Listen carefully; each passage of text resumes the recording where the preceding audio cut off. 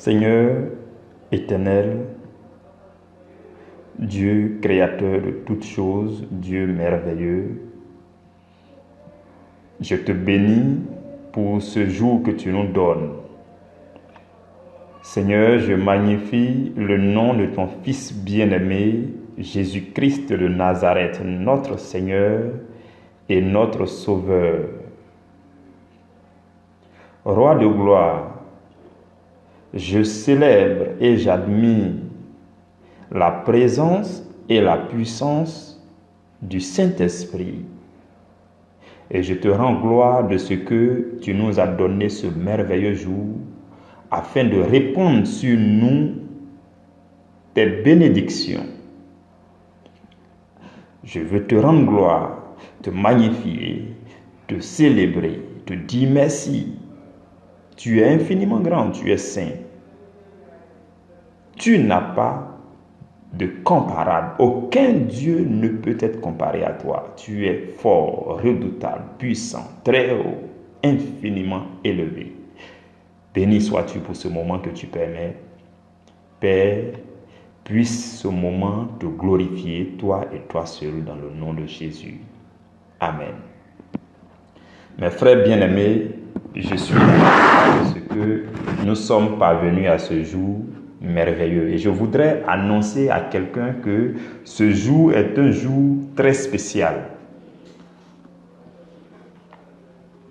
L'instant auquel tu es en train d'entendre le son de ma voix, cet instant-là, marque le début d'une ère toute nouvelle dans ta vie. Parce que Dieu a choisi cet instant pour commencer à produire dans ta vie des choses qui vont dépasser l'entendement de l'homme. Dieu a prévu à partir de cet instant, l'instant où tu as commencé à prêter attention à ce message, à partir de cet instant, Dieu a décrété dans le ciel, il a décrété de faire de toi, écoute-moi bien, il a décidé de faire de toi un succès phénoménal dans ton monde. Si, selon toi, ton monde s'étend jusqu'au monde entier, alors l'impact que Dieu a prévu avoir avec toi à compter de ce jour, de cet instant, cet impact va s'étendre jusque dans le monde entier. Je voudrais t'annoncer une très bonne nouvelle. C'est un nouveau départ. Un tout nouveau départ. Ce message va marquer un tournant décisif dans ta vie, toi qui m'écoutes. Et je suis dans la joie de pouvoir transmettre ce message.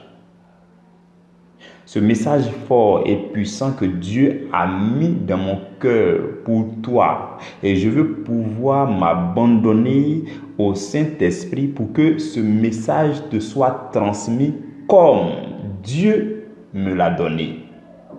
Voilà pourquoi je souhaite que tu sois disposé.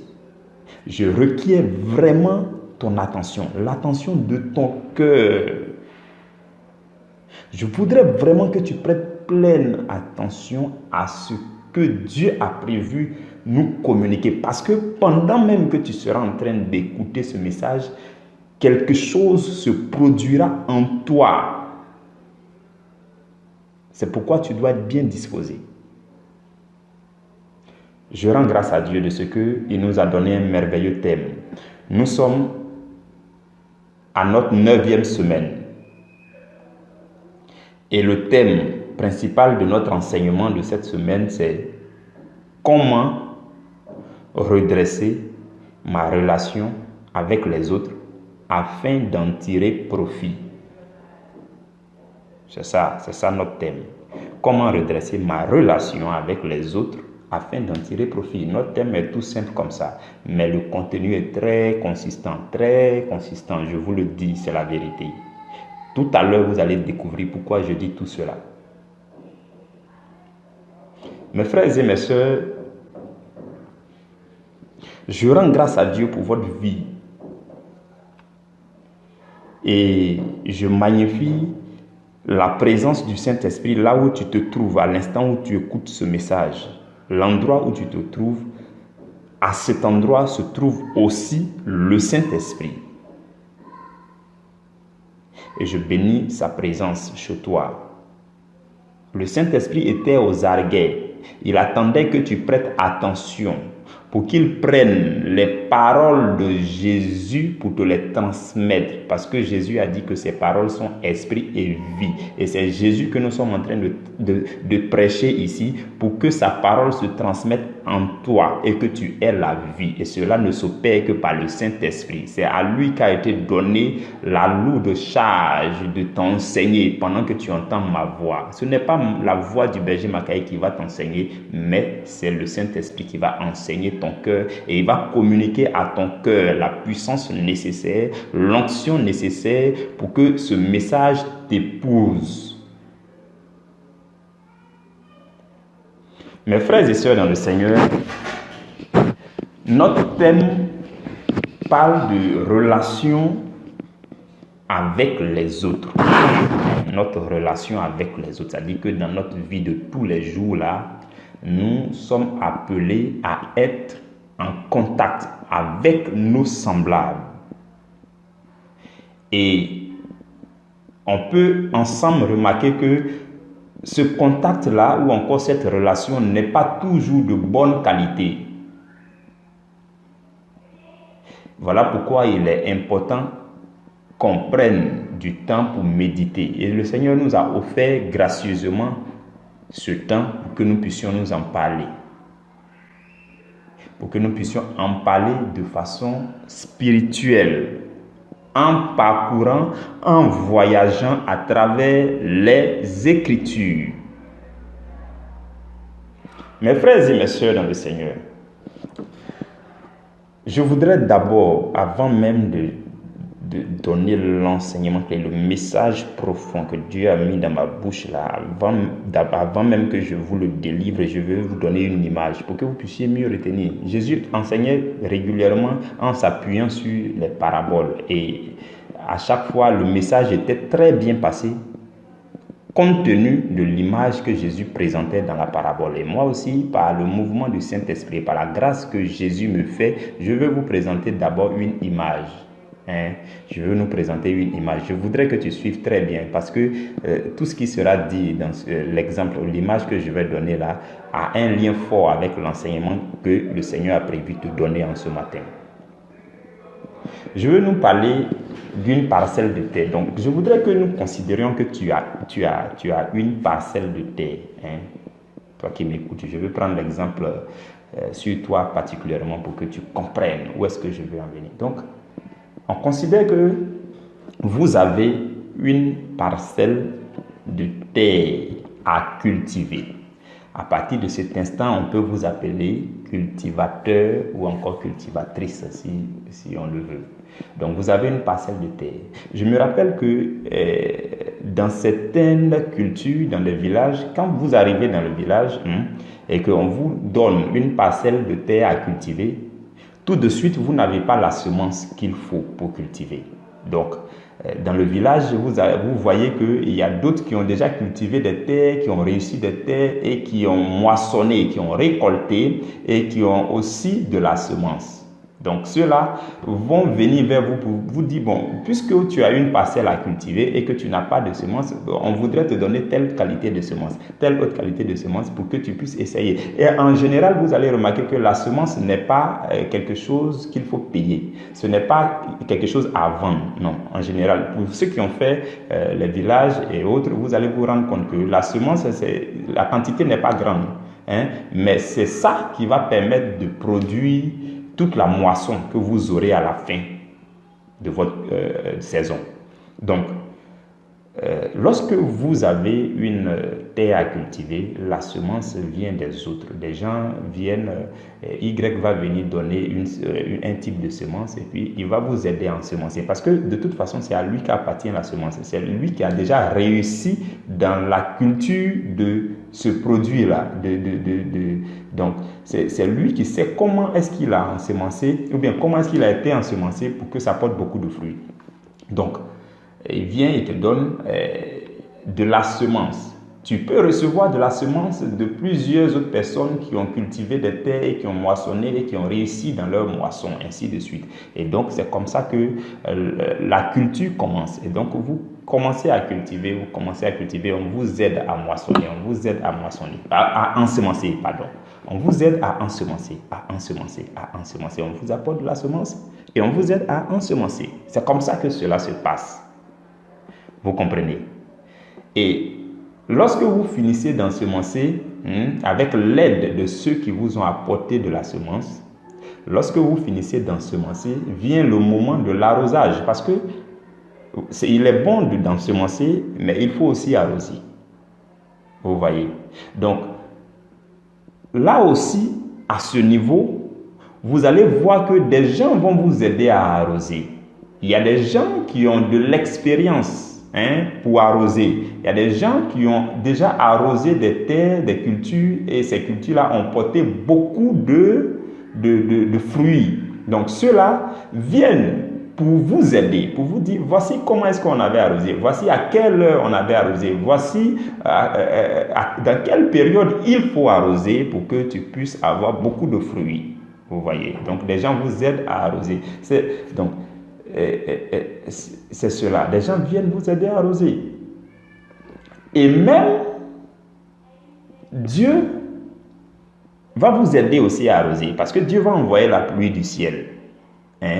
Les gens vous ont donné la semence, vous avez ensemencé.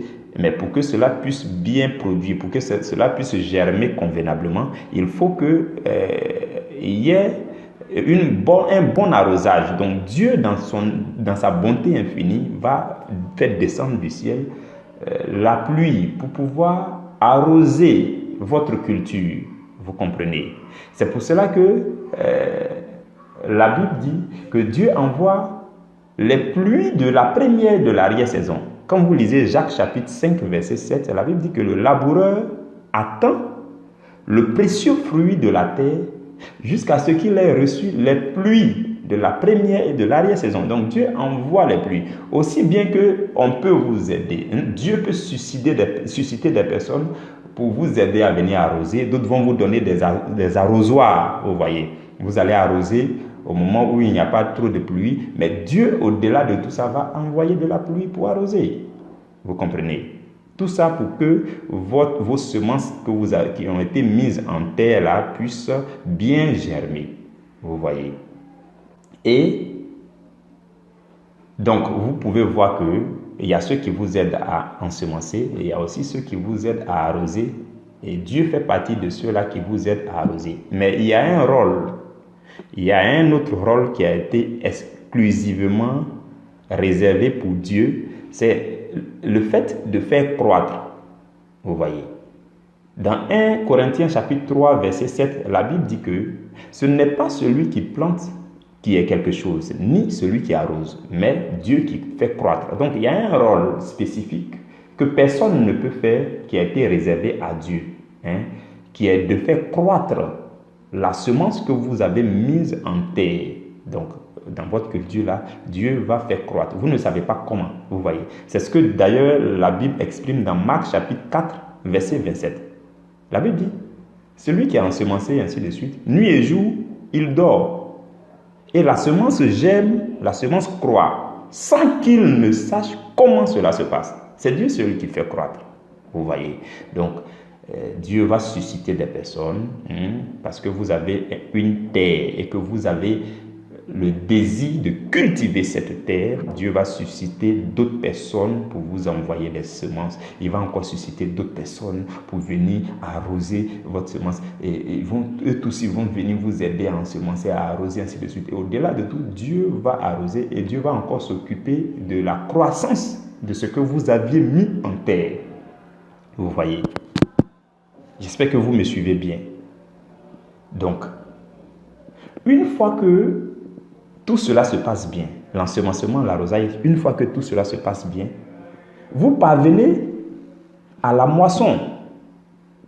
Après un certain nombre de mois, pour ceux qui connaissent un peu les cultures.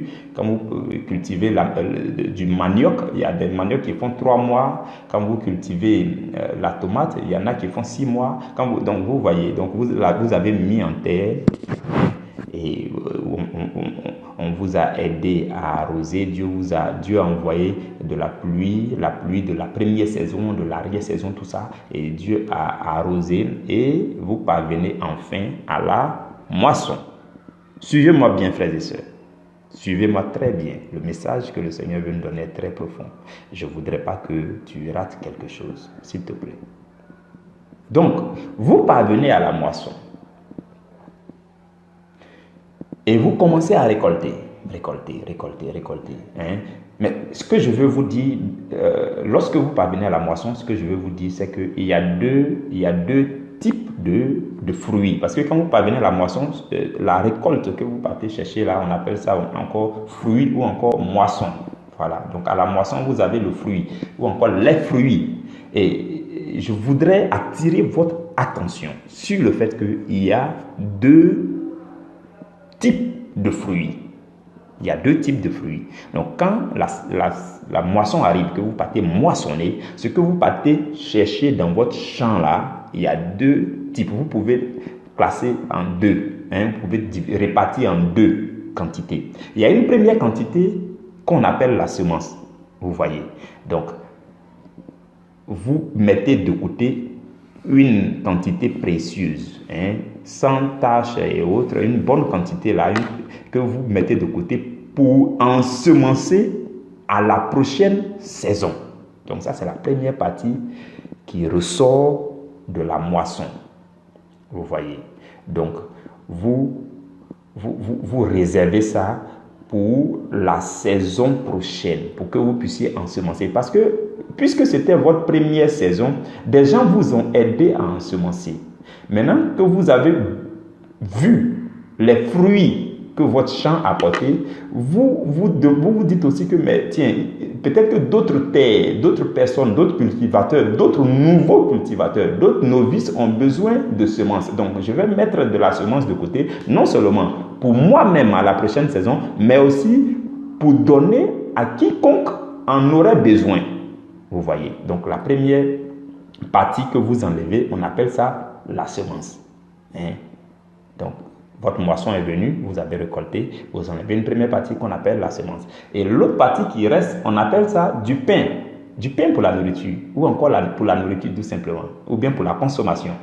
Regardez ce que la Bible dit. La Bible dit, celui qui fournit de la semence au semeur. Vous voyez, quand Dieu a fait tout ça, c'était pour vous fournir la semence. Puisque vous avez ensemencé, il vous fournit de la semence. Et du pain pour sa nourriture. Vous voyez. 2 Corinthiens chapitre 9, verset 10. Donc, quand votre terre a été bien cultivée et que vous parvenez à la moisson, ce que vous moissonnez est réparti en 2. Il y a la semence et il y a le pain pour votre nourriture ou encore ce qui est destiné à la consommation. Vous voyez, donc, il y a deux types de fruits lorsqu'on moissonne. Je voudrais que vous puissiez retenir ces choses-là. Vous allez comprendre pourquoi est-ce que je suis en train de nous présenter tout ça. Quelqu'un est en train de se demander, mais où est-ce qu'il veut en venir? Qu'est-ce que tout ça a à voir avec notre thème? Notre thème parle de relation avec autrui, tout ça. Et puis, il est en train de nous parler de terre ensemencée. Ok, je te prie de rester concentré. Alors, je voudrais vous parler aussi des qualités du meilleur cultivateur. Nous avons parlé de cultivateur. Le cultivateur, c'est celui qui a un champ et qui a cultivé et qui est parvenu jusqu'à la moisson. Et dans sa moisson, il y a sa moisson est répartie en 2. Il y a ce qu'il doit ensemencer, soit pour cultiver d'autres terres qui appartiennent à d'autres personnes, ou bien ce qu'il doit ensemencer pour la prochaine saison. Et l'autre partie qui reste, on appelle ça le fruit qui est destiné à la consommation. Vous voyez, le pain pour sa nourriture. Mais le meilleur cultivateur, je voudrais vous dire que le meilleur cultivateur a des qualités que je voudrais nous faire remarquer. Le meilleur cultivateur, c'est celui-là qui reconnaît et qui admire les semences. C'est celui-là qui valorise les semences. Que ce soit les semences qu'on lui a données initialement pour être ensemencées dans sa terre, ou encore que ce soit la semence qu'il a mise à part après sa propre moisson, il valorise la semence. Il connaît la valeur de la semence. Ça, c'est un bon cultivateur. Vous voyez. Un cultivateur ne se focalise pas trop sur ce qu'il doit consommer, la partie de la moisson qui est destinée à la consommation là. Bon, c'est vrai, c'est très bon, mais en tout cas, la partie qu'on appelle semence l'intéresse beaucoup et il valorise ça, il admire ça. Il y a des gens qui mettent précieusement la semence là quelque part. Vous allez remarquer que les semences sont toujours conservées dans une condition spéciale. Voilà, les semences, on ne met pas les semences n'importe où, on ne les stocke pas n'importe où. Les semences sont bien protégées, bien préservées, tout ça. Vous voyez. Donc un bon cultivateur, c'est celui-là qui reconnaît la valeur des semences. Le bon cultivateur, c'est encore celui-là qui est reconnaissant, voilà, qui est reconnaissant envers tous ceux qui l'ont aidé à réussir sa culture. Vous comprenez? Dieu avait envoyé la pluie pour arroser. Dieu a fait croître la semence qui avait été mise en terre. D'autres personnes sont venues au secours pour venir l'arroser. Avant ça, d'autres personnes étaient venues. Dieu avait suscité d'autres personnes pour venir avec la semence. Et on l'a aidé à ensemencer, ainsi de suite. Donc, après la moisson, le bon cultivateur, qu'est-ce qu'il fait? La partie qui est destinée à la consommation, là, il dit, bon, ok, je vais aller en signe de reconnaissance. Puisqu'on ne m'a pas vendu la semence.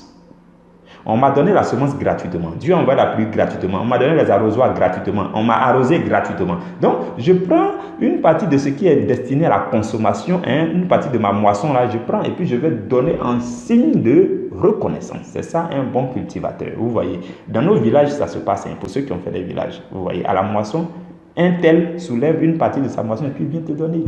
Et il se souvient que l'année dernière ou bien avant la saison d'avant, c'est toi qui lui avais donné un peu de semences seulement. Il vient juste en signe de reconnaissance, vous voyez. Le bon cultivateur encore, c'est celui-là qui prend plaisir à semer. Et pour parvenir à ce niveau, c'est-à-dire que pour qu'il soit capable de semer avec plaisir, il faut d'abord l'émerveillement. Ce que j'appelle l'émerveillement. C'est-à-dire qu'on lui avait donné des semences. Et il est émerveillé de voir que quand il a mis une seule semence dans le sol, ça a donné 20, 30, 40, 50, 100. Il est émerveillé. Il dit, mais quel est ce miracle? Waouh, c'est merveilleux ce que la terre produit. Donc, je mets un seul grain de blé en terre et puis ça sort 30, 60, 100, 500, 1000. Waouh, quelle merveille, quel miracle du Seigneur. Oh, il est émerveillé. Et c'est ce qui produit en lui le plaisir, le désir de semer davantage. Du coup, quand il prend sa moisson, il ne va pas tout consommer.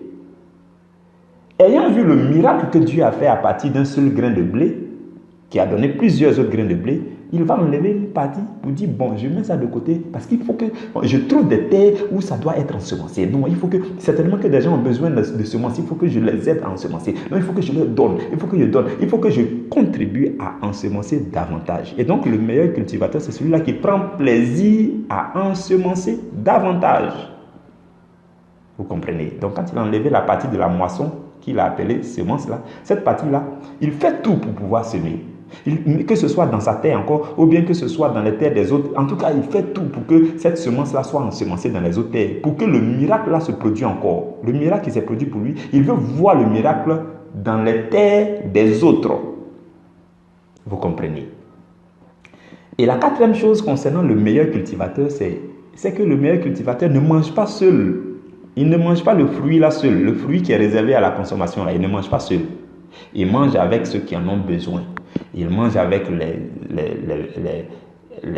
veuves, les orphelins, il partage. Voilà, le meilleur cultivateur, c'est celui-là qui ne mange pas seul son pain.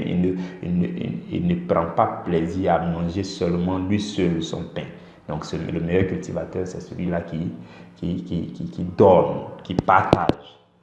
Au village, vous allez voir, j'aime prendre l'exemple des villages parce que j'en ai fait, et vous allez voir que les gens ils vivent dans une synergie, dans une harmonie, les uns et les autres mangent les pains des uns et des autres, ainsi de suite, et ça évolue comme ça. C'est comme ça le meilleur cultivateur, vous comprenez?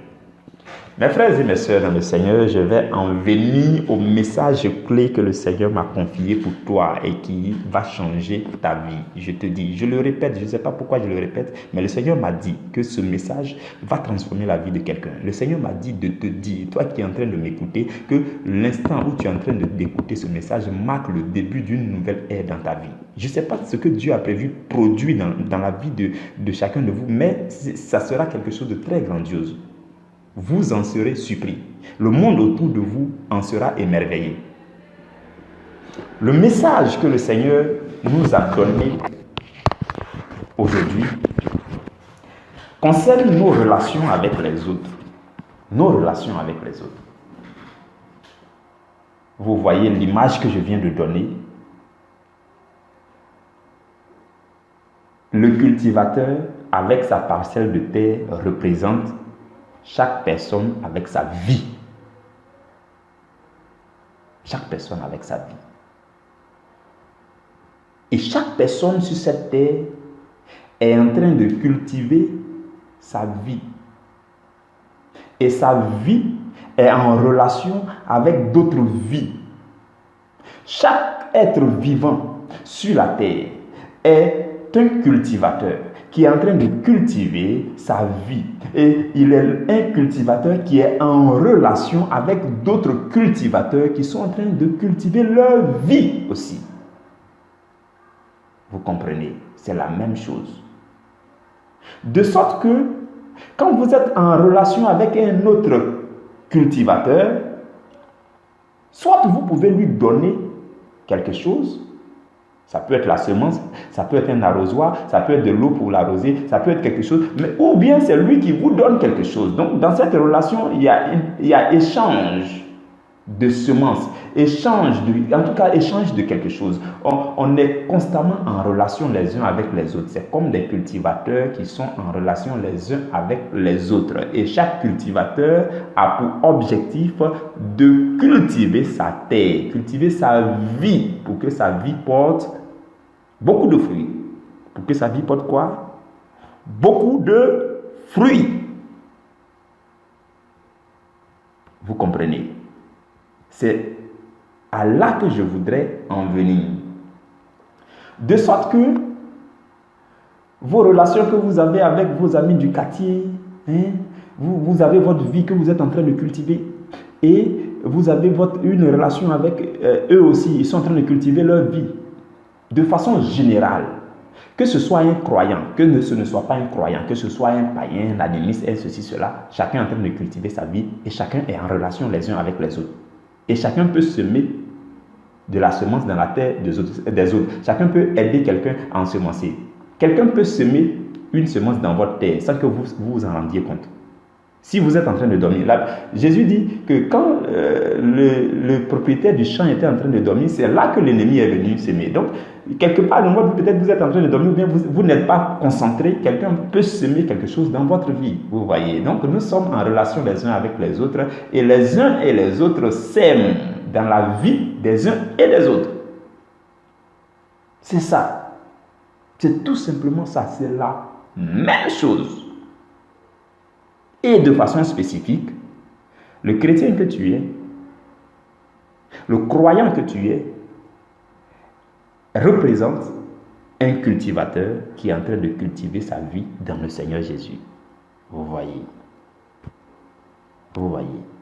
Et dans la parabole du semeur, dans Matthieu chapitre 13, Jésus, quand il expliquait la parabole du semeur, il dit que la semence représente la parole.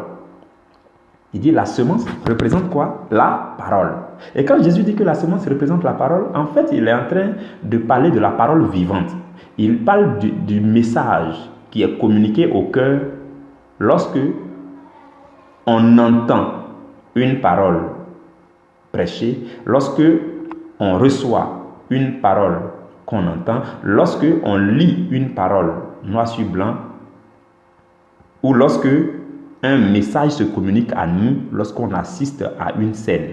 Donc de toutes les façons, quand Jésus parle que la parole, la semence c'est la parole, c'est quelque chose qui vient s'ensemencer dans votre vie Parce que vous avez été témoin de quelque chose, parce que vous avez entendu un message, parce que vous avez assisté à une scène, parce que vous avez vu, entendu, vous avez touché quelque chose. Le message qui quitte de l'extérieur pour venir s'ensemencer dans votre vie, c'est ça que Jésus appelle la parole. Il dit, la semence, c'est quoi? La parole. Mes frères et mes sœurs, je vais maintenant nous lire notre texte d'appui. Notre texte d'appui, c'est Actes chapitre 20, verset 35. Actes chapitre 20, verset 35. La Bible dit, c'est Paul qui parle aux Éphésiens. Il dit, Paul était en train de passer non loin d'Éphèse. Il retournait, il appelait quelques-uns d'Éphèse pour dire, venez me rencontrer ici. Et il était en train de leur donner des dernières recommandations. C'est dans le livre de Actes, mais c'est Paul qui parle aux Éphésiens. Voilà. Donc ne pensez pas que ça devait être dans le livre d'Éphésiens. Alors, il dit, je vous ai montré de toute manière que c'est en travaillant ainsi qu'il faut soutenir les faibles et se rappeler les paroles du Seigneur qui a dit lui-même, il y a plus de bonheur à donner qu'à recevoir. Mes frères et mes sœurs, voici la parole forte de ce jour. Il y a plus de bonheur à donner qu'à recevoir. Nous sommes en relation, nous sommes cultivateurs de notre vie. Nous sommes chrétiens croyants, nous cultivons une vie chrétienne et nous sommes en relation avec d'autres vies. La chose la plus importante, la chose qui donne beaucoup plus de bonheur, c'est de donner et non de recevoir. Et c'est de cela que nous allons développer maintenant dans cet enseignement. Suivez encore mes frères et mes sœurs, nous allons y aller ensemble. Et le Seigneur nous conduit, le Saint-Esprit est en mouvement. Donc c'est Actes chapitre 20, verset 35. Et Paul rappelle à ses interlocuteurs, il a dit que le Seigneur nous a enseigné. Il parle du Seigneur Jésus. C'est vrai qu'on ne retrouve pas cette phrase-là du Seigneur Jésus dans les évangiles, mais même les évangiles disent que tout ce que le Seigneur Jésus a fait et dit, c'est parce qu'il a été retracé. Donc là, nous retrouvons une parole que le Seigneur Jésus a dite, mais que les Écritures n'ont pas retracée. Paul dit que le Seigneur Jésus a enseigné qu'il y a plus de bonheur à donner qu'à recevoir. Il y a plus de bonheur à donner qu'à recevoir. Vous voyez, il y a quelque chose qui est très simple. C'est facile d'expérimenter le bonheur de recevoir. Toujours on vous donne, vous recevez, et puis vous êtes dans le bonheur. C'est trop facile. Ça, c'est le bonheur, le plus bas niveau du bonheur. Vous voyez. Pour ceux qui cherchent le bonheur dans la vie, vous voyez, il y a un haut niveau du bonheur dont je vais nous parler maintenant. Le plus bas niveau du bonheur, que tout le monde est en train de baigner dedans, c'est le bonheur de recevoir. Quand on vous donne un 10 000 francs, un 20 000 francs, vous êtes dans le bonheur. Quand on vous donne un sourire, vous êtes dans le bonheur. Quand on vous donne une bonne humeur, vous êtes dans le bonheur. Quand on vous donne une affection, vous êtes dans le bonheur. Mais la parole est en train de nous dire de la part du Seigneur Jésus que le bonheur le plus grand, c'est de donner. Il dit, il y a plus de bonheur à donner qu'à recevoir. Donc si tu avais pris l'habitude de prendre plaisir à recevoir, tu te sentais dans un certain bonheur à recevoir, je veux te dire que c'est le moment de passer à un autre niveau, d'expérimenter le bonheur le plus grand. Si nous voulons revenir à notre parabole, à notre image que j'ai développée concernant la culture, vous allez voir que celui qui sème et celui qui arrose représentent tous ceux qui vous enseignent la parole. Celui qui sème, c'est celui qui vient avec la parole de Dieu pour semer en vous. Le Saint-Esprit est un ensemenceur. C'est l'ensemenceur par excellence. Quand on parle, quand on prêche l'évangile, le Saint-Esprit prend la voix de celui qui prêche et il transforme ça en un message divin puissant qui tombe dans ton cœur. Le Saint-Esprit est un ensemenceur puissant. Mais le Saint-Esprit ne travaille pas seul. Il y a des hommes de Dieu, des femmes de Dieu que Dieu a mandatés pour venir ensemencer ta terre. Il y a des gens, parce que tu es un nouveau cultivateur, parce que tu veux réussir ta première saison, ou encore ta deuxième saison, ou encore ta troisième saison. En tout cas, tu veux réussir ta culture actuelle.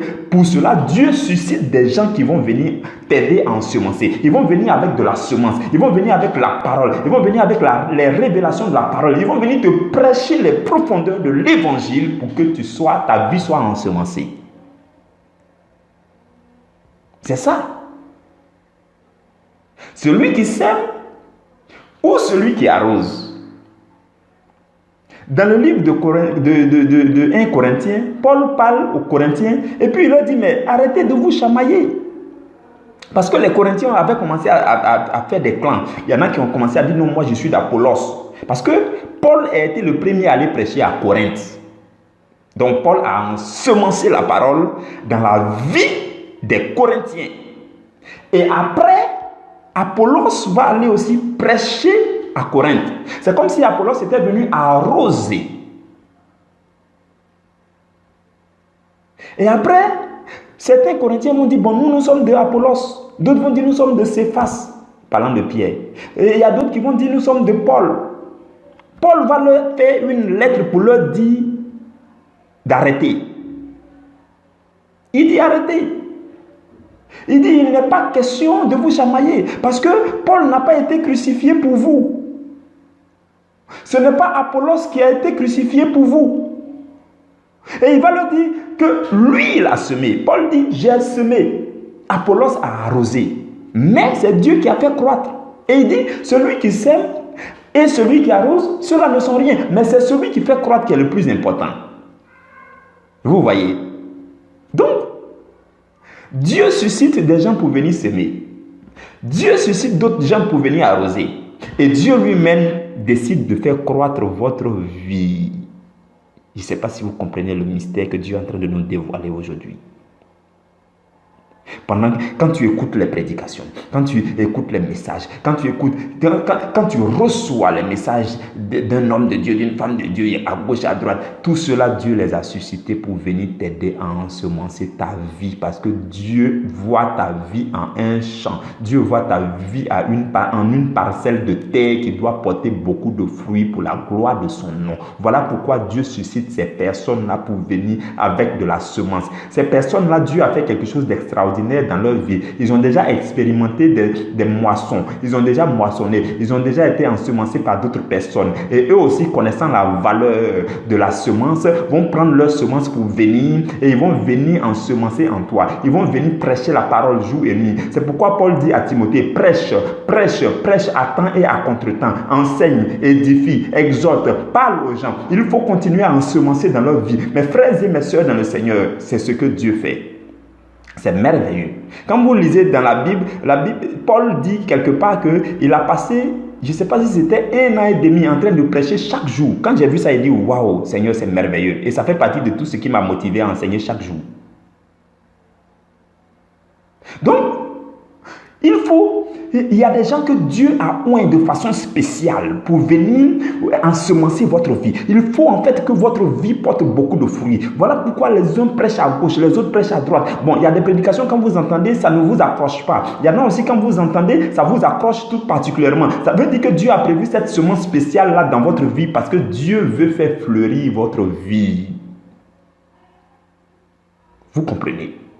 Donc c'est ça. Ceux-là qui sèment et ceux-là qui arrosent. Et Dieu aussi qui arrose et qui fait croître dans votre vie. Vous comprenez? Donc des gens vont vous donner des conseils. Les enseignements, vous allez les écouter. Vous allez écouter toutes sortes d'enseignements. Il y en a, vous allez vous accrocher à ça. Il y en a, vous n'allez plus continuer parce que ça ne vous a pas dit grand-chose. Ainsi de suite. Et tout cela, Dieu est en train de semer dans votre vie, mes frères et mes sœurs. Le désir le plus ardent de Dieu, c'est que vous soyez meilleurs cultivateurs. C'est que vous ayez une moisson abondante. C'est que votre terre la puisse produire, votre vie puisse produire beaucoup de fruits. Voilà pourquoi Jésus dit, ceux-là qui portent du fruit, Dieu les émonde, Dieu les assiste, Dieu les nettoie. Dieu envoie d'autres personnes, des gens encore pour les ensemencer. Il nettoie leur terre, il enlève les herbes inutiles, ainsi de suite. Et puis il envoie des gens ensemencer dans leur vie. Dieu les émonde, afin qu'ils portent quoi? Beaucoup de fruits. Afin qu'ils portent davantage de fruits. C'est ce que Jésus dit. Jésus dit, ceux-là qui portent du fruit, mon Père les émonde. Et il les assiste afin qu'ils portent quoi? Beaucoup de fruits. C'est ça le plan merveilleux de Dieu dans ta vie. Le plan de Dieu, c'est que ta vie soit une moisson abondante. Et ce que je voudrais te dire aussi, c'est que lorsqu'on a parlé Tout à l'heure, de l'image que je nous ai présentée, on a parlé de 2 types de fruits. Et je veux te dire de quoi il s'agit. Concernant maintenant de toi et ta vie chrétienne, tu peux me demander c'est quoi les 2 types de fruits que je reçois à la moisson. Ok. La partie, tout à l'heure nous avons dit qu'il y a une partie qu'on appelle la semence. La semence, c'est tout ce qui est fruit spirituel. Les semences, c'est tout ce qui est fruit spirituel que tu peux semer à ton tour dans d'autres terres, dans la vie de d'autres personnes. Donc, tu as reçu la parole. Chaque jour, on te prêche la parole. Tu écoutes la parole. Tu reçois la parole. Ainsi de suite. Ainsi de suite. Quand tu fais ça, Dieu fait développer en toi les fruits spirituels. Vous allez voir dans le livre de Galates au chapitre 5, la Bible parle du fruit du Saint-Esprit. Donc, quand on te prêche la parole, il y a l'amour qui est ensemencé en toi, il y a la joie qui est ensemencée en toi, il y a la paix qui est ensemencée en toi, ainsi de suite. Mes frères et mes sœurs, c'est comme ça. C'est comme ça. C'est comme ça. Donc la semence que vous êtes appelés à ensemencer dans la vie des autres à votre tour, ce sont des choses spirituelles que Dieu a développées dans votre vie et qui sont parvenues à maturité. Et l'autre partie qui est destinée à la consommation, c'est tout ce qui est fruit matériel que vous pouvez partager, soit en aumône ou bien en reconnaissance. Parce que vous avez entendu une prophétie, ou bien vous avez entendu une révélation, vous avez été enseigné par quelqu'un et ça a commencé à produire, vous avez commencé à ranger votre vie, votre vie a commencé à resplendir, les grâces de Dieu ont commencé à tomber sur votre vie. Et ça a commencé à produire les fruits matériels. Vous avez commencé à avoir la bonne santé, enfin la bonne santé physique, vous avez commencé à avoir un peu d'argent, vos revenus ont augmenté, tout ça. C'est ça la partie qu'on appelle la partie de la moisson qu'on appelle le pain, ou bien la partie destinée à la consommation. Vous voyez. Donc, il y a d'un côté la semence qui est tout ce qui est spirituellement développé en vous, et l'autre partie qui est tout ce qui est matériel et que vous avez obtenu, qui sont les grâces de Dieu visibles, palpables dans votre vie, pour votre subsistance. Maintenant, je vais nous parler du meilleur cultivateur. Le meilleur cultivateur, c'est qui? Parce que tout à l'heure, nous avons parlé du meilleur cultivateur, nous avons cité 4 points. Quelqu'un peut me demander, donc pour ce qui concerne maintenant le chrétien, le croyant et sa vie chrétienne qu'il est en train de développer. Donc, le croyant représente le cultivateur, il est vrai. La terre, la culture, là, représente sa vie chrétienne. Et tout ça, c'est vrai. La semence, la moisson est divisée en 2 parties. La semence et la partie destinée à la consommation. Tout ça, c'est vrai. Mais je désire être meilleur cultivateur. Est-ce que parmi nous, mes frères et mes sœurs, quelqu'un désire être meilleur cultivateur? Est-ce que quelqu'un désire être meilleur, avoir une vie pleine, une vie de qualité, une vie de triomphe, une vie qui porte beaucoup de fruits pour le Seigneur? Est-ce que quelqu'un désire l'être? Si tu désires être meilleur cultivateur, être meilleur chrétien, si tu le désires véritablement, je voudrais que tu me suives. Parce que je vais te parler maintenant du meilleur cultivateur, du meilleur cultivateur de sa vie.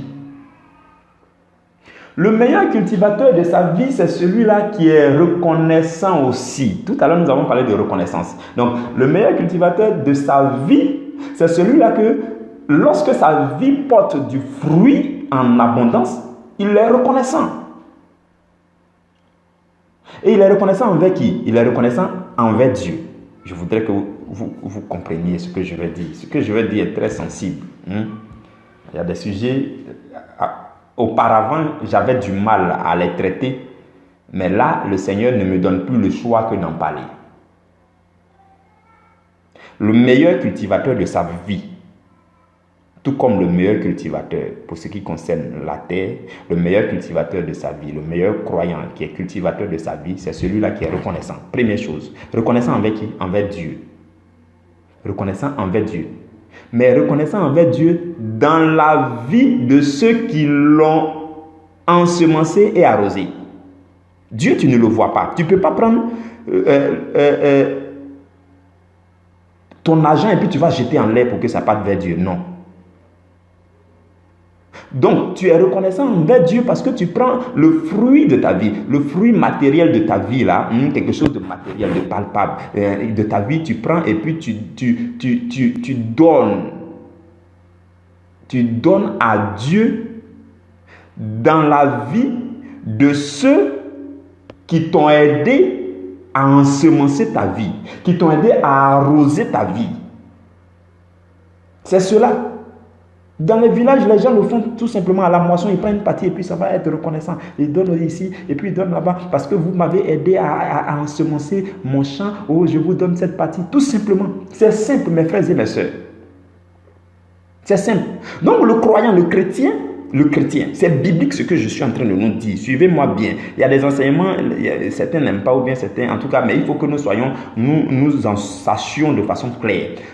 Je vous dis, que celui qui vous a aidé, ceux qui vous ont aidé à ensemencer votre vie, ceux qui vous annoncent la parole régulièrement pour ensemencer votre vie, ceux-là que Dieu a mandaté pour venir arroser votre vie, pour venir ensemencer votre vie, pour que votre vie porte beaucoup de fruits là. Lorsque votre vie commence à porter beaucoup de fruits, prenez une partie de la moisson pour aller leur remettre en signe de reconnaissance. En leur remettant, c'est comme si vous donnez à Dieu. Vous êtes reconnaissant envers Dieu dans leur vie et dans l'œuvre que Dieu leur a confiée. Parce qu'ils sont en train de faire l'œuvre. Et c'est dans le cadre de leur œuvre là, de leur ministère, de l'œuvre que Dieu leur a confiée là, c'est dans le cadre de ce ministère qu'ils vous annoncent l'évangile, qu'ils vous prêchent la parole, qu'ils ensemencent la parole dans votre vie. Et la parole est en train de faire fleurir votre vie. Donc, il faut être reconnaissant.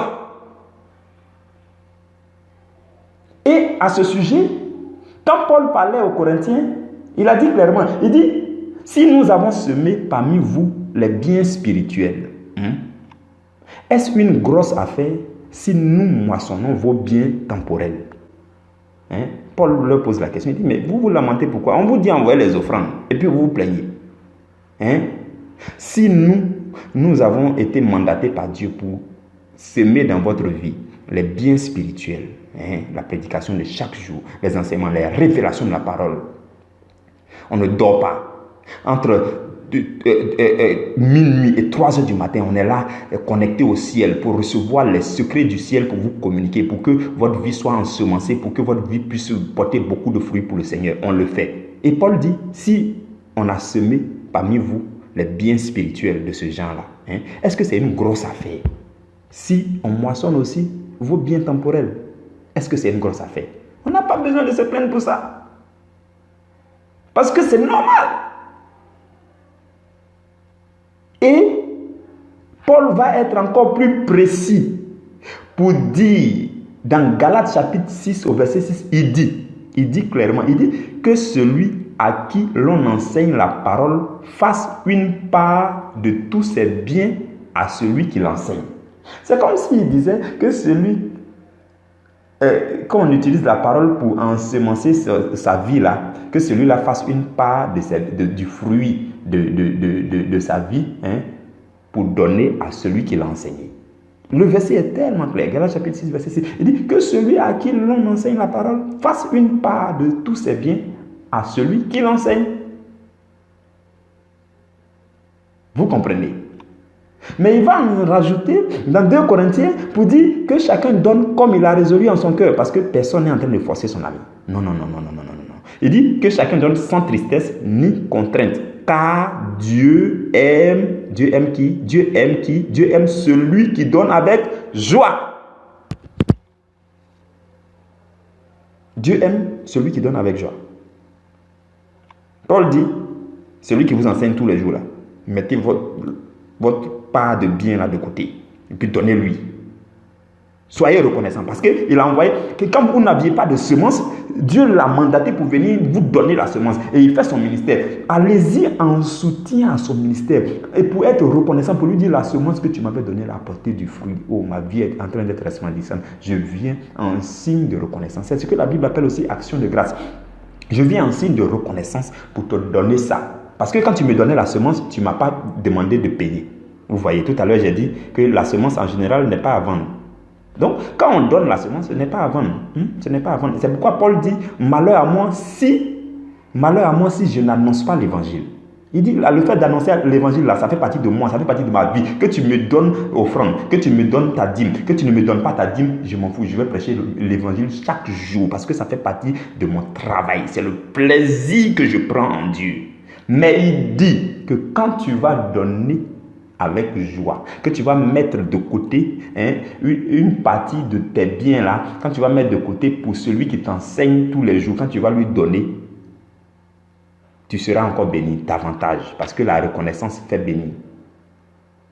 Donc quand tu fais ce signe-là, c'est afin que, je préfère préciser ce afin que là, parce que ce n'est pas fortuit.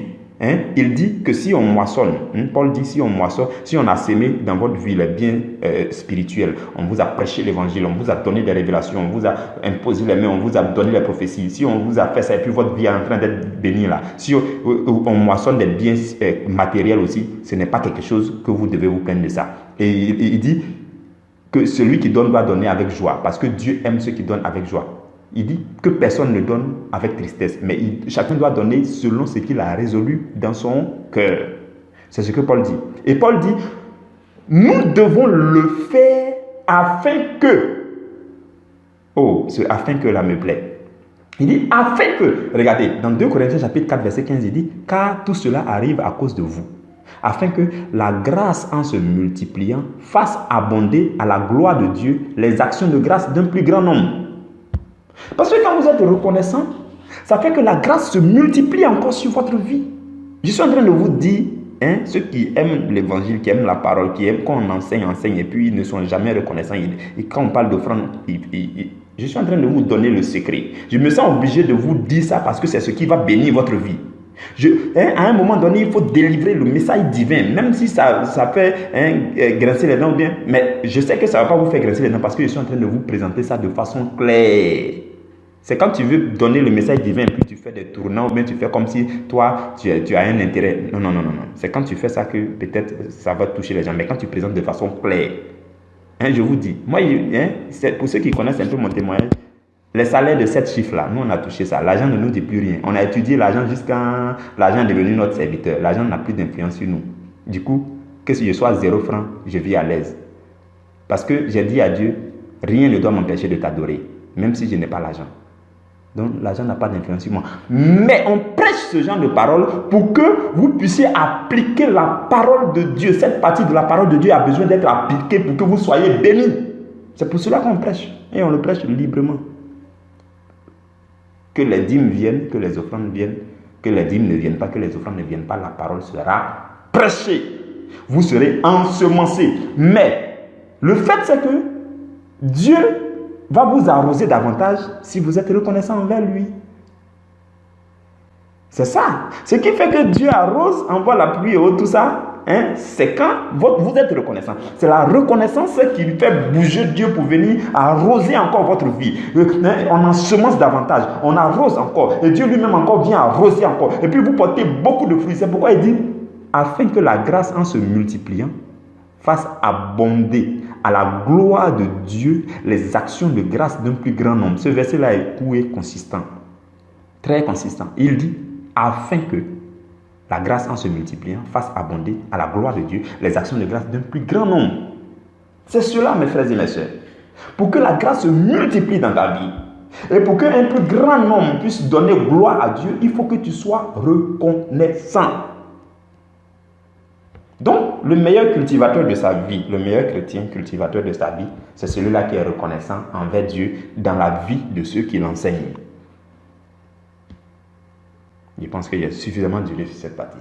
Deuxième point concernant le meilleur cultivateur, c'est celui-là qui prend plaisir à semer. Ah oui. C'est celui-là qui prend plaisir à semer, mes frères et mes sœurs. Tout à l'heure, nous avons dit que lorsque vous assistez à l'émerveillement que produit ce qu'on a semencé dans votre vie, vous êtes émerveillé. Vous êtes émerveillé. Une seule parole qui a été semée dans votre vie a porté beaucoup de fruits. Vous êtes en train d'être transformé. Votre cœur est transformé. Vous avez l'assurance, la paix. Vous vivez la vie. La vie coule en toi. La santé est dans votre cœur. Et vos affaires sont en train de prospérer. Vous regardez cela, vous êtes émerveillé. Vous voyez que vous êtes un miracle vivant de Dieu.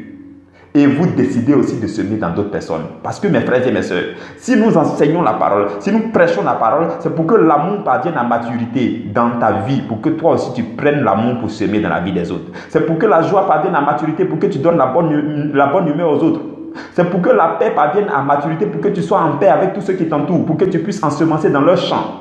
Tout ce que nous vous enseignons, qui est en train de se développer en vous, ces choses-là doivent venir à maturité, ces choses spirituelles. Nous avons dit que la partie de la moisson qu'on ensemence, c'est la partie spirituelle. Cette partie spirituelle qui est parvenue à maturité dans votre cœur, vous ne devez pas vous asseoir dessus. Il faut ensemencer dans la vie des autres. D'autres ont besoin que vous puissiez ensemencer dans leur vie. Et je vous le dis, quand vous allez prendre l'habitude aussi d'ensemencer, ceux-là vont apprendre à être reconnaissants et ils viendront vous donner aussi en signe de reconnaissance les choses matérielles qui vont abonder dans leur vie, afin que la grâce en se multipliant fasse abonder à la gloire de Dieu les actions de grâce d'un plus grand nombre. C'est cela, mes frères et mes sœurs. Donc le bon cultivateur, c'est celui-là qui ensemence. Il a été enseigné, lui aussi, il donne la parole. Non seulement il est reconnaissant envers celui qui a donné, comme nous l'avons dit tout à l'heure, mais il prend les choses spirituelles, il sème à son tour dans la vie de quelqu'un d'autre, ainsi de suite, ainsi de suite, ainsi de suite. Ça, c'est le bon cultivateur de sa vie. Je ne sais pas si quelqu'un veut être bon cultivateur de sa vie.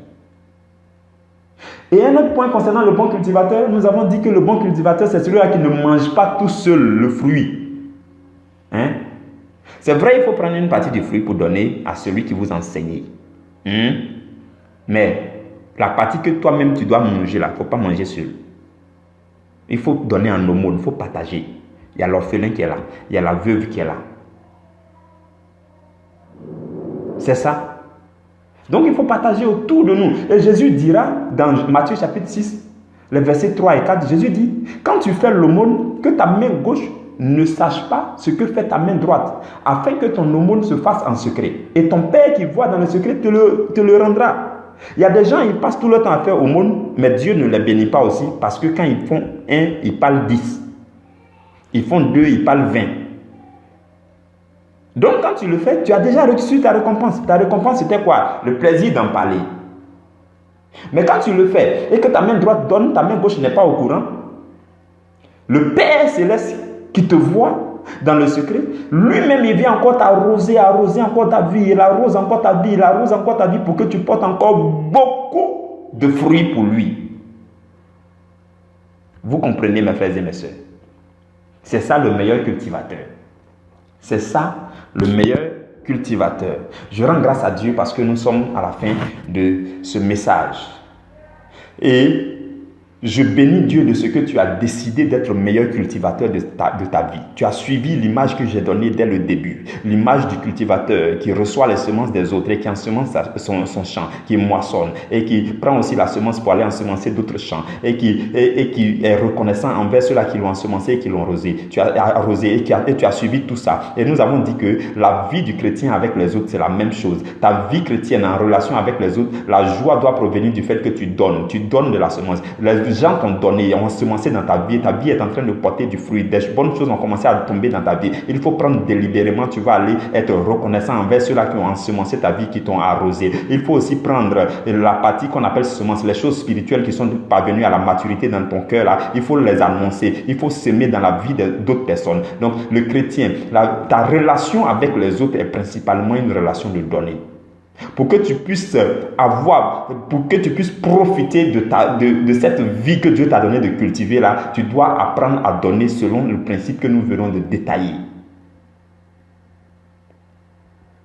Je voudrais que tu lèves les mains de là où tu te trouves. Je veux que tu lèves juste les deux mains ou encore une seule main pour que je déclare des choses sur ta vie. Parce que tu as prêté attention à ce message et que tu l'as écouté avec le cœur et que tu as décidé de le mettre en pratique. Par le son de ma voix, j'infuse en toi l'onction qui te met en mouvement pour l'accomplissement au nom de Jésus. Et parce que tu as levé les mains pour être béni, je proclame une très grande moisson sur ta vie dans le nom puissant de Jésus-Christ de Nazareth. Mes frères et mes sœurs,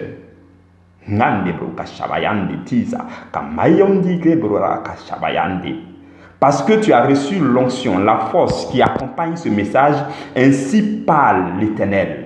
Ainsi parle l'Éternel. Avant 3 mois, à compter de l'instant où tu écoutes ce message, la moisson de la première saison sera mûre. Si ce sont tes finances, le Seigneur t'annonce une augmentation de tes revenus avant 3 mois à compter de maintenant.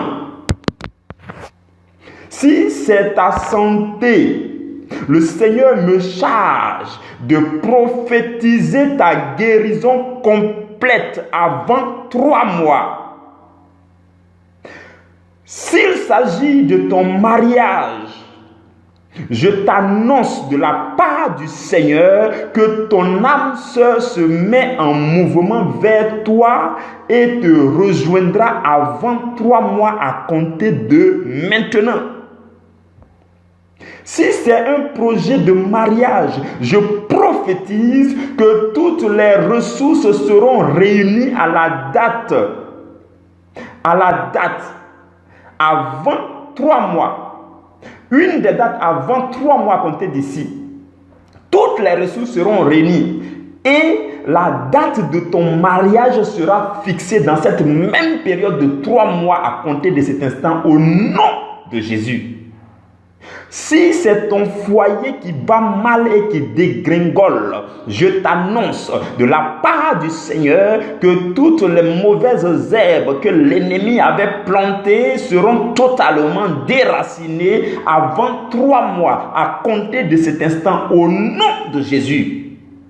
Si c'est un péché qui s'était attaché à toi, le Seigneur me charge de te dire que le son de ma voix est plus fort que ce péché et que tous les liens que tu as avec ce péché se briseront tous avant la fin de 3 mois à compter de maintenant.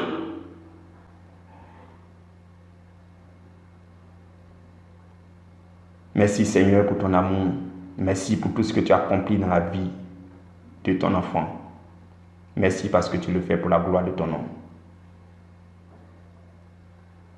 Amen. Mes frères et mes sœurs, nous allons nous retrouver lundi à la première heure pour le pain d'ouverture de la semaine. Que Dieu te bénisse.